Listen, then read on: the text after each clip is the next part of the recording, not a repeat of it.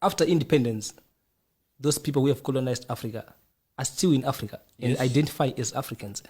So when you're pushing for the agenda of Pan-Africanism, is it excluding the same people who are colonizers, or it is also including them in the Pan-African movement?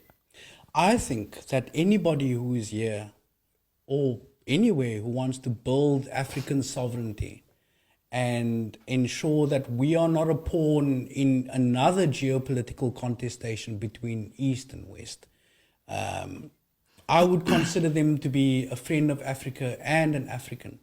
The extraction, and you're right, we are still colonized. Recently in West Africa, we see the French being kicked out of the Sahel region as a result of colonialism that continues to this day. In West Africa, there is this device called the CFA franc.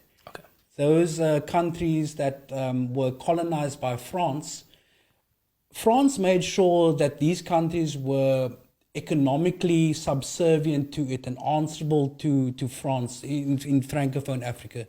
They created this device called the CFA franc.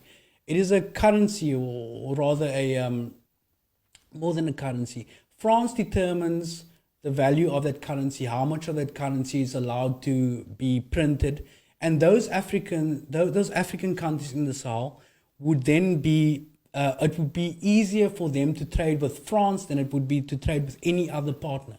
So their economic prospects were limited to effectively rendering African resources, and France has a massive nuclear power industry, in building and servicing nuclear technology all over the world. It needs those resources from the Sahel.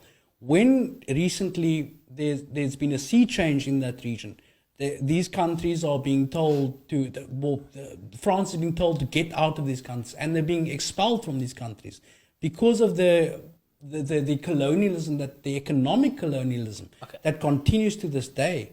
So, to cut the long story short, again, it comes down to sovereignty. It comes down to what is in Africa's best interest, and for Africans to have the agency to determine their own path.